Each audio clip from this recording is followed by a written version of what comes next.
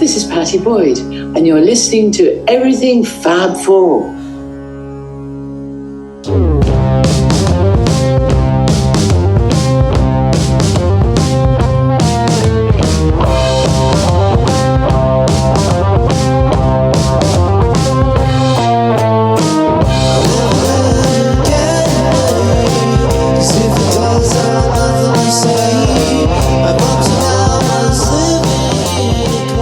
Welcome to Everything Fab Four, a podcast focused on fun and intelligent stories about the Beatles. I'm your host, Ken Womack, music culture columnist for Salon.com and a Beatles scholar and historian. No other band, or popular phenomenon for that matter, has enjoyed the global impact the Beatles have and continue to have more than 50 years later. They are part of our human fabric. They created music that continues to bring people together, and just about everyone has their own Beatles story to tell, some that are surprisingly deep and unexpected. This show seeks to draw those stories out in interesting and insightful ways. Remember, it's a Beatles world, and everyone has a story. My producer, Tyler Chester, gave me 2 CDs as a gift, and one was Rubber Soul and the other was Abbey Road. And I was like, oh, these are the Beatles. And I was also driving my grandpa's truck. I put in the music, and the first song that came on was Come Together. And everything just kind of stopped and became still. And so my mind was seriously blown. I'll never forget that moment. Today's guest is Madison Cunningham, a Grammy Award-winning American singer-songwriter. Cunningham grew up in Costa Mesa, California, where she started playing guitar at 7 years old, often performing in church where her father served as pastor. Over the years, she has been influenced by a wide range of artists, from the Beatles, Joni Mitchell and Bob Dylan, to Juana Molina, Fiona Apple, and Jeff Buckley. Cunningham made her recording debut in 2014 with the self-released gospel album Authenticities, which reflected her exploration of faith. But she was only just beginning. In 2017, Cunningham joined the cast of American Public Media's Live from Here. In 2019, she released her breakthrough LP, Who Are You Now?, which earned a Grammy nomination for Best Americana Album. Her 2020 EP, Wednesday, featured cover versions of songs by Tom Waits, Radiohead, and the Beatles, while also earning a Grammy Award nomination for Best Folk Album. In 2022, she released her follow-up LP, Revealer, which enjoyed extensive critical acclaim. Relics, for example, described her guitar riffs as intricate, experimental, and rhythmically dense, adding that perhaps it's her voice, rich in country rock earthiness, yet expressive on a technical level. Maybe it's the vividly painted character portraits that anchor her lyrics. Whatever your entry point is, the California native expertly balances weirdness and warmth. Consequence lauded Cunningham as a master of arranging inimitable indie rock gems and as an incredible guitar player, period. With Revealer, Cunningham earned 2 more Grammy Award nominations, including Best American Roots Performance for her song Life According to Rachel, and Best Folk Album, for which she won her first Grammy Award. Welcome, Madison Cunningham. Congratulations on the Grammy win. That is so fantastic. Thank you. Thank you very much. And I've been so enjoying the album, which won, Revealer. Is it Revealer or The Revealer? It's just Revealer. Nice. And of course, our Beatles fans out there will think Revolver. And they exactly. And they can do that all they want. It's very true. I had that sort of, question, reasonable doubt in my head, where I was like, I feel like people are gonna read it. Someone said Revolver the other day, and I was like, oh no, it's definitely it's Revealer. But I knew that those comparisons would be drawn, and went for it anyway. Well, there are worse things. Yeah, for sure. So what is a Revealer? How do you see the Revealer, the concept? Because of course there is no title track called Revealer. Right, there's actually no lyric across the whole record that even says Revealer, but Revealer was a title that I've had for like 5 years, and I had wanted, to use it at some point, and it felt like it was aligned with sort of like all of the themes that were happening in the album, and to me, it's like a character that's neither negative or positive. That's kind of just like unveiling the truth behind everything. And to me, Revealer, or The Revealer, is grief, because I think grief does that very thing, which is kind of illuminate, the truest parts of ourselves, whether we wish it did or didn't. And that's kind of that's what the album's kind of laced with, is that idea. Well, you can definitely hear that, yeah, that it's that grief is almost kind of a litmus test about a person and their character and how they experience things. Yeah, and it's often really disappointing to see yourself in that light, and sometimes how weak you really are, or how strong too. I think it can surprise you either way. And but yeah, also I just thought the name sounded really cool. And it does, and I'm a university professor, and half of my work is in English literature, and I immediately thought of poetry, right? A revealer is a kind of, I don't know, a shaman or something, but somebody who sees behind human experience and literally reveals something about it. Oh, I really like that. I like that a lot. Well, feel free to steal it. It's there for you. I will definitely. That is my job. We steal things. So let's talk about this job of yours. So, did you have a musical background? Do you come from a musical family?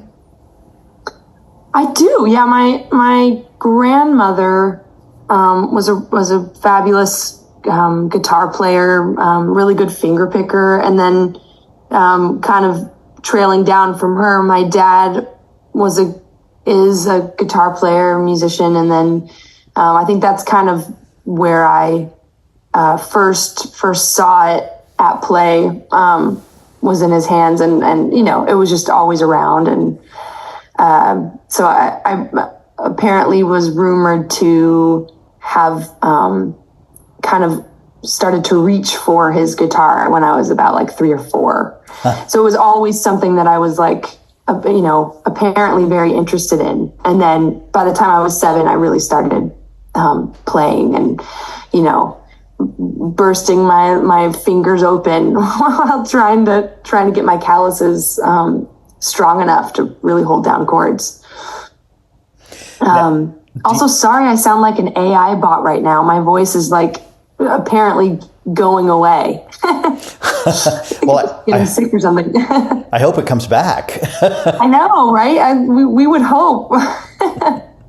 So, do you have like, this is such a common question, but here it goes. Triteness be damned. Do you remember your earliest guitar?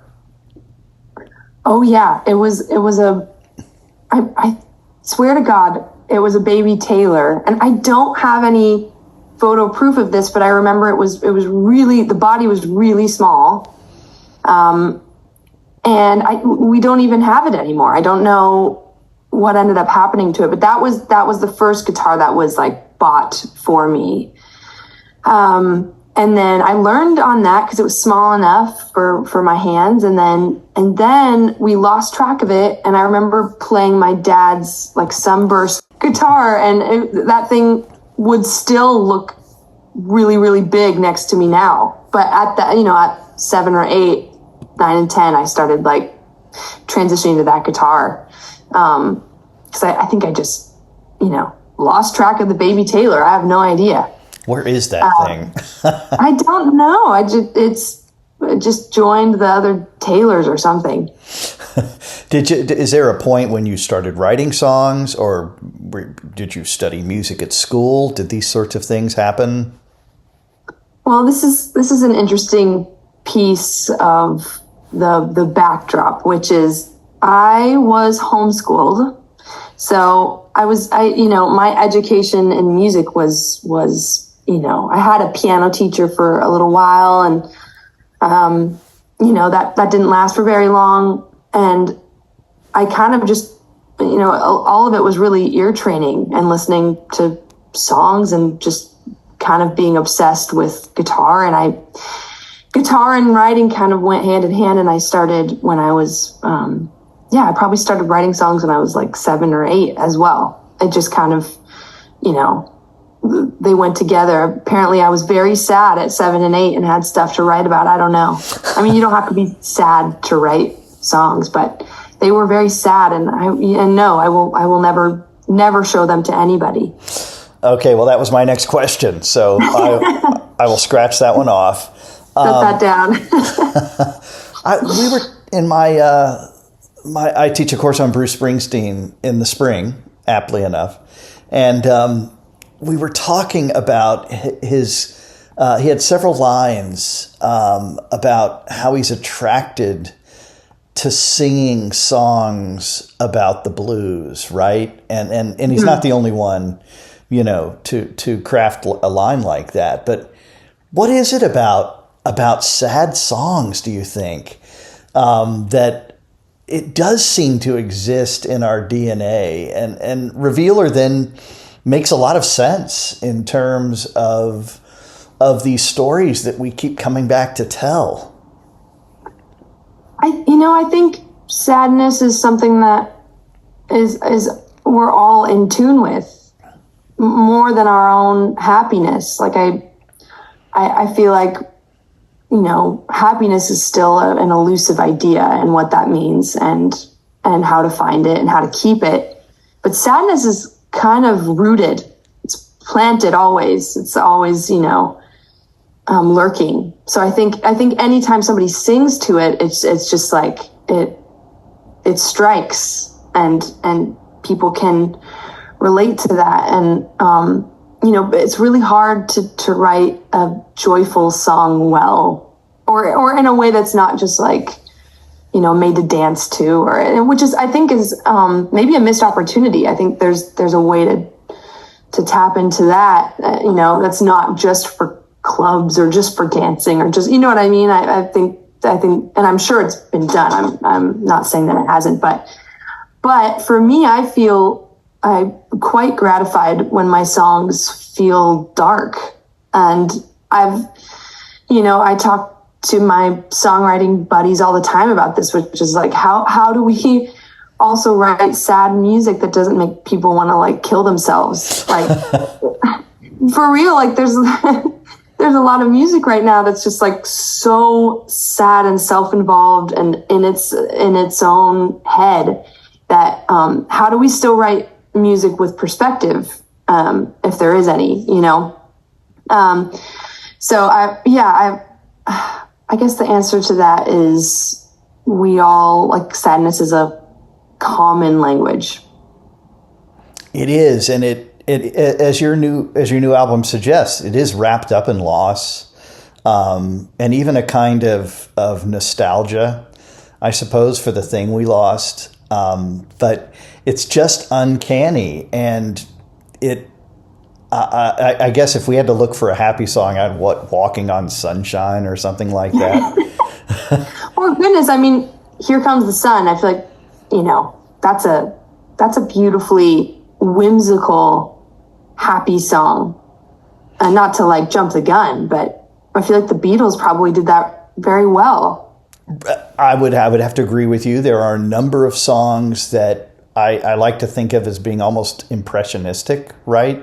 Where maybe they're not telling you anything in particular. I mean, Here Comes the Sun, the title is saying a lot of it.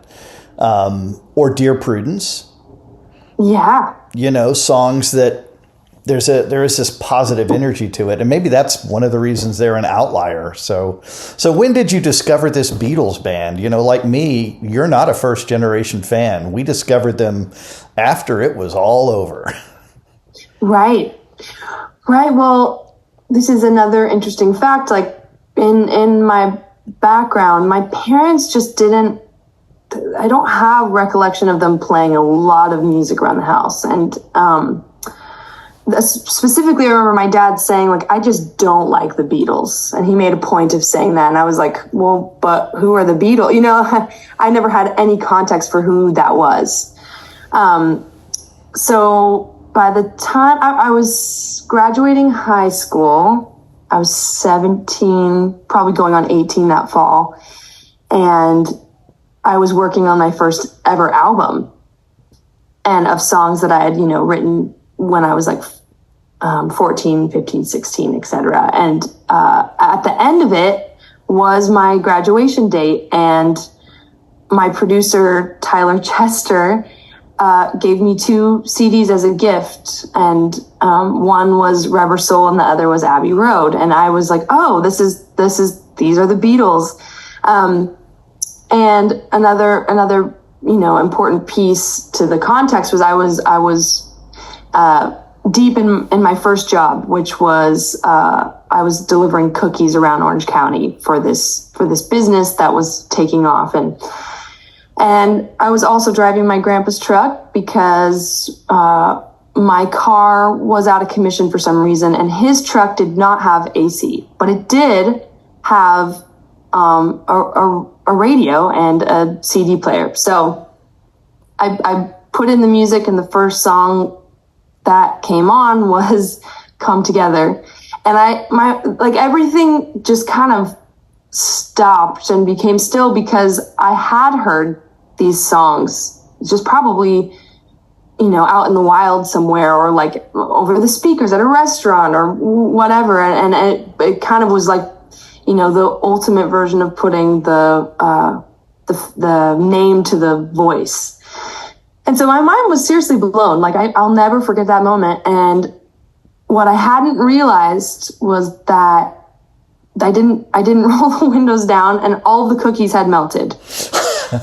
But I didn't bother to. I kind of noticed it and thought, it'll be fine, whatever. At least they're on time or whatever. So I gave them to the lady at the farmer's market, and she was so pissed at me that she made me wait in some office for like an hour. And when she came in and she was kind of like, okay, well, what do you have to say for yourself? My actual defense was like, have you ever heard Abbey Road? And she didn't care. But I feel in hindsight, that was a good enough excuse. My 17-year-old brain was all over the dashboard. It really did, change the musical landscape for me. We'll be back with more from Madison Cunningham after these messages. We're back with more from Everything Fab Four. I had a very similar, some decades before, but a very similar experience discovering them, where they did always exist. They were, well broken up, et cetera, et cetera. They actually were all 4 still alive, but sadly barely at that point. But the point is, I had the same kind of feeling where it was like, where have these songs been all my life? But they were always there, and I know I had to have heard them, right? Like you said, it's proliferate. It's in restaurants. It's everywhere. I do wonder if, even at the time that the songs came out and people were hearing them in real time, if those audiences didn't feel the same way, because it's like, it feels like they are songs that have just always existed, because they're timeless and classic. So it's almost like no matter what time in your life you discover them, it's still relevant, or almost feels like it way predates the time that you would have found it, no matter when you found it. Yeah, sure. They exist in this kind of time capsule, and I don't mean that as in dated or what have you. They just exist in this kind of locked space. and untouchable. Yeah, really. right. And you brought up the word classic, which I love when it comes to songwriting, but it's real, right? I mean, when you hear a song, like Here Comes the Sun, which is the most streamed Beatles song, always has been.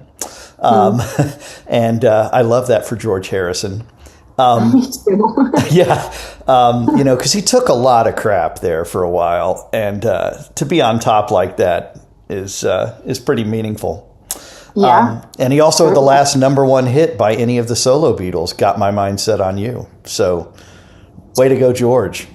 I love the underdog. Always.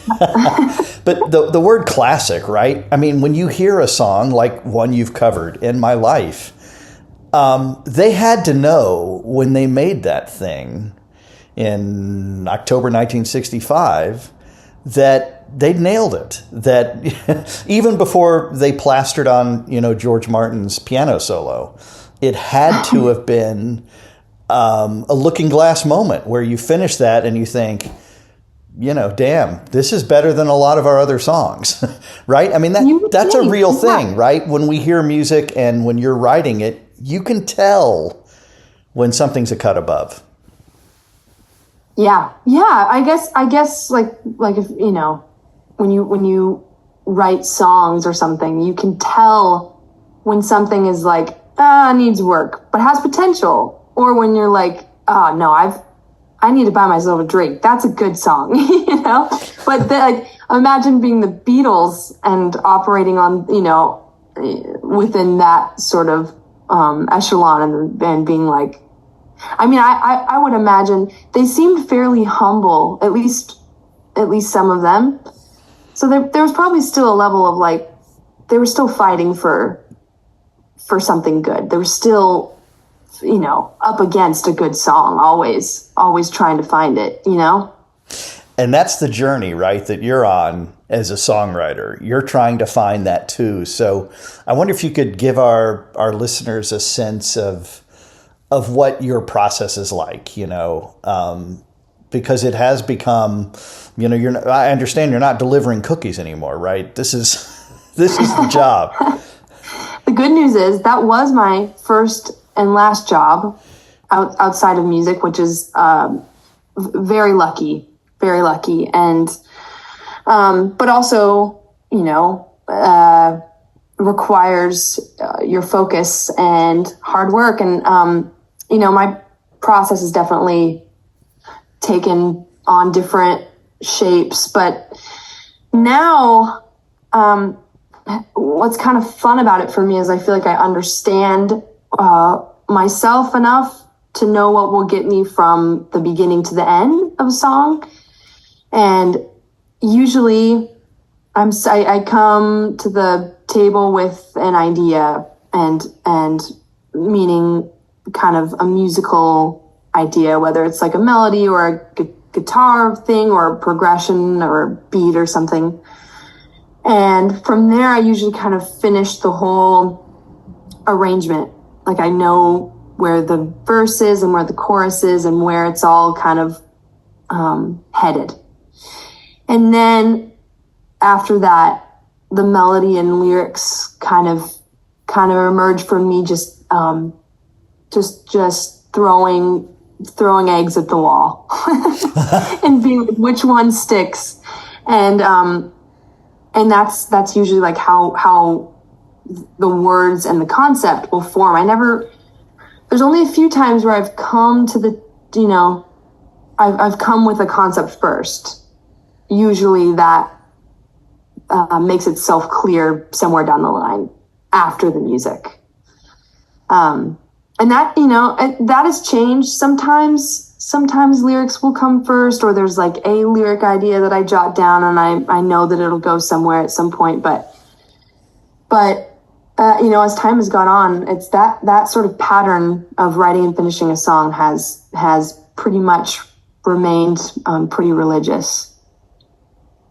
It's interesting how everyone has their own process, whether it's, writing a book or a story or a song, that is integrally yours, and you can hear about how other people write songs, and it's very interesting when we learn about how other people approach their craft. But it's true, right? There's almost no getting around what it takes for you to write a song, right? Whereas, you can hear about how Lennon and McCartney wrote songs eyeball to eyeball, or however they used to describe it. But that doesn't necessarily help you, right? Exactly. Well, it's like diets, It's like so many people fall into bad diets because they want somebody to tell them exactly how to lose weight. But we kind of always forget to factor in that everybody responds to, food or whatever, or exercise completely differently. And the most annoying part about seeing real change is like going on your own adventure and seeing like what will actually work for you. And I think songwriting is the same way. It's like, yeah, you exactly like you just said, you can, read books, about how all the greats have done it, but ultimately you have to know what really, brings it out of you. And I believe in, my process does, like I said, look very similar every time, but I do believe in shaking up the process and finding, going somewhere, or, trying to, pick up a new instrument that doesn't really make a lot of sense to you and try and write from there. Or because you truly never know what will metabolize into something that, is inspiring to you. So you must then, when you're seeking inspiration, go to some of your touchstones. I mentioned, in my life before, and I've watched, and I encourage our listeners to do this, the beautiful rendition, and it's a video, in fact, on YouTube. Folks can see where you're performing in a kind of duet with, is it Mike Viola? Mike Viola, yeah. I mean, it's just gorgeous, and it's mostly the In My Life we know and love, but it's the little things, isn't it, that make a cover version so interesting. Can you tell us about your approach to that song? Yeah, that sort of version came together really quick because Mike and I actually were playing a show together, and we wanted to find something to sing, and we both just were like, "What? We should do something by the Beatles." And then I threw that one out, and we kind of just, because we had so little time, we stuck to pretty much the basic structure, and then we changed some slight melodic things to work with the harmonies we were building. And afterwards it went really well. And so we ended up just like making a little video in his living room. It was like, there was not a ton of thought, honestly, that went into it besides,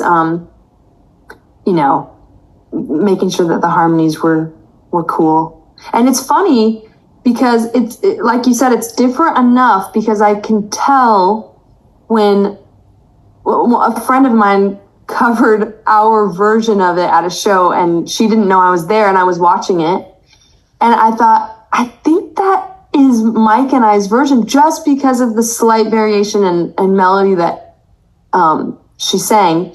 And afterwards I asked her, and she was like, "Oh yeah, totally, that was you and Mike's version," which is just funny, which I think that's like, if you're going to have the opportunity to redo a classic, it's probably always good to do something a little different. You bet. And there were great little touches. For example, the way he picks out the piano solo.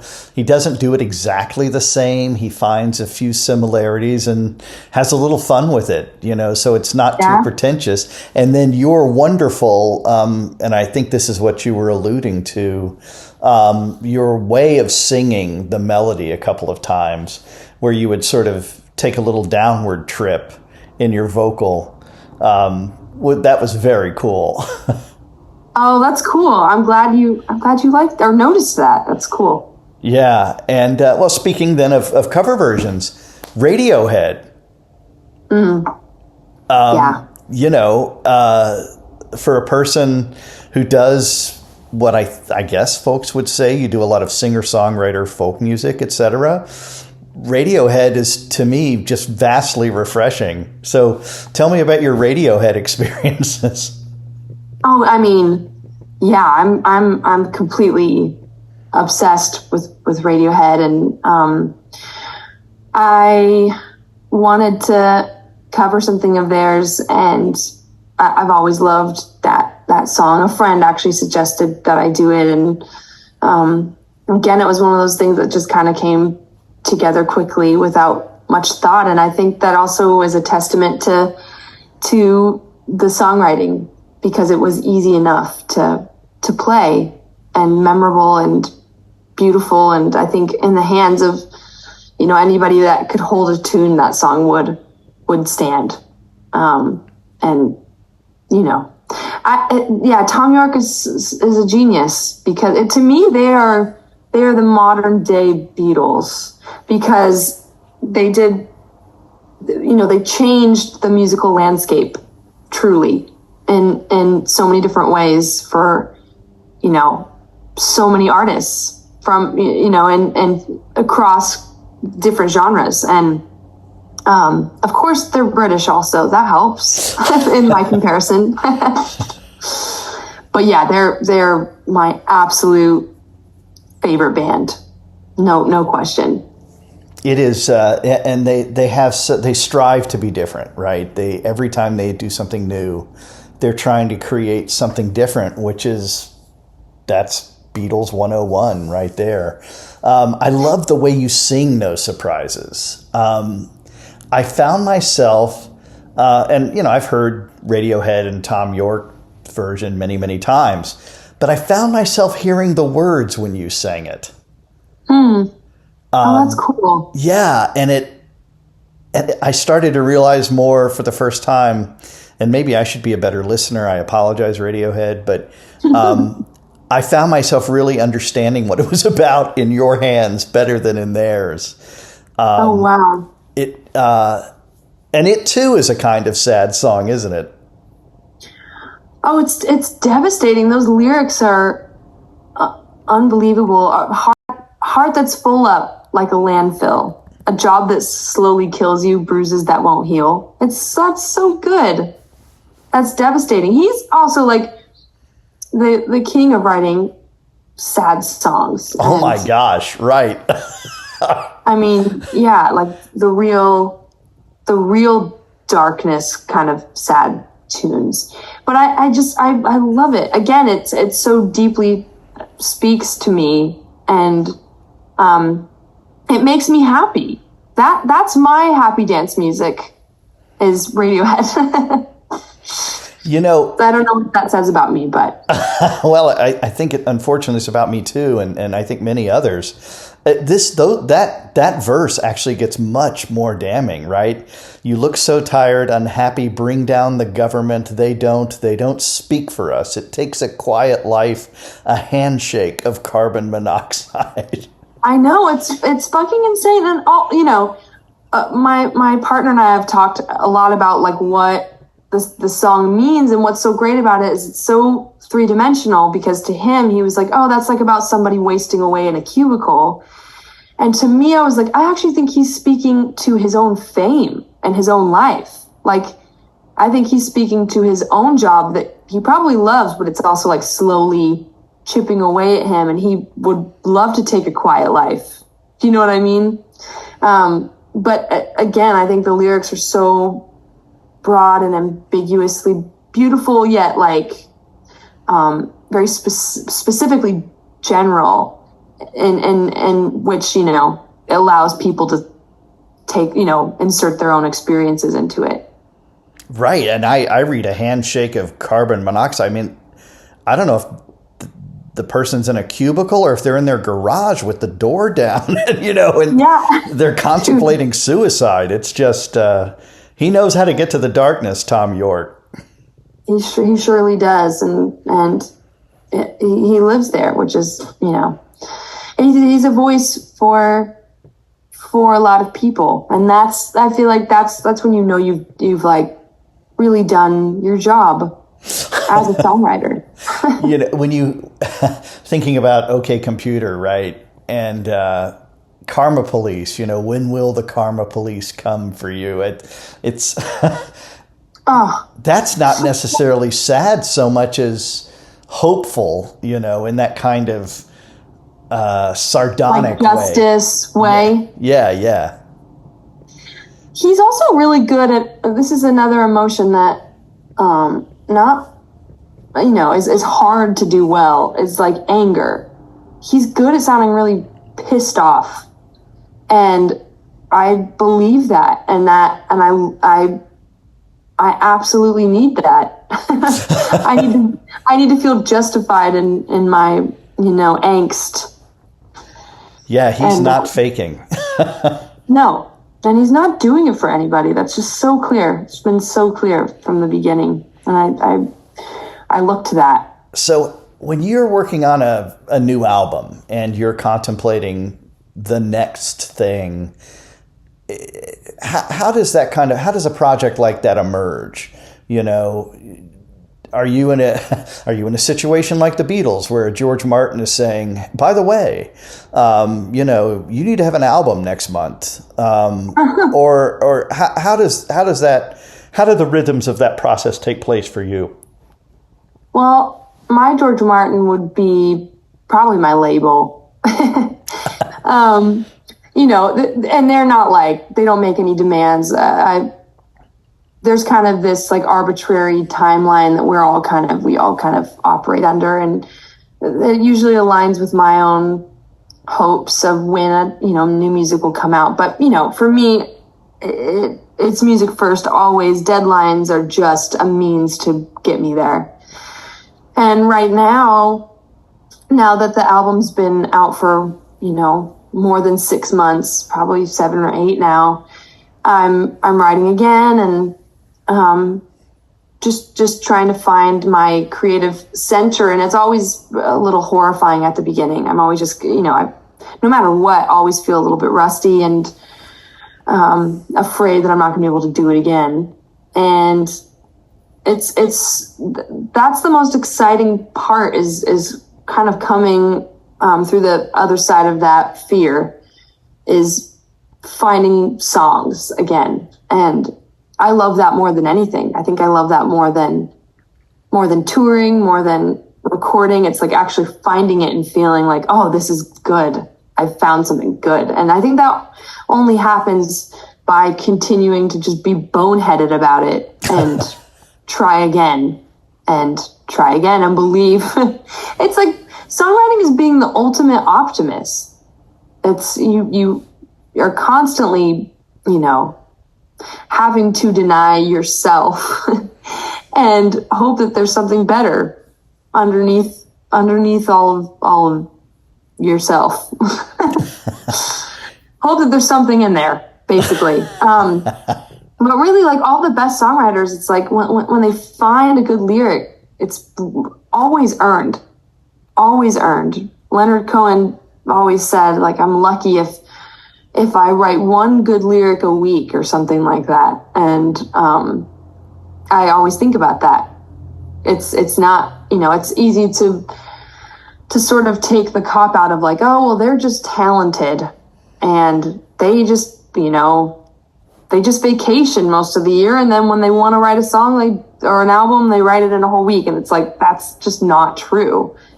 It's it usually just takes a lot of time.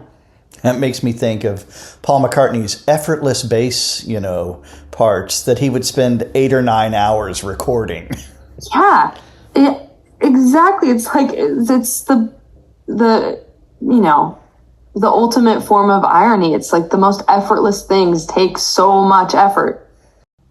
And that's kind of the deal. Everything Fab Four is presented by Salon.com, the premier news, politics, innovation, and arts website. For more information, visit everythingfab4.com, where you can learn more about our podcast and my latest Beatles-related book, Living the Beatles Legend, The Untold Story of Mal Evans. The Everything Fab Four theme song, Seize the Day, is provided courtesy of Black Rabbit, the high-octane Beatles cover band, an innovative psychedelic rock project from Rockaway Beach, Queens in New York City. Like what you heard today on Everything Fab Four? Be sure to subscribe, give us a rating, and recommend the show to your friends. Plus, you can follow us on Facebook and Twitter at EF4 Podcast.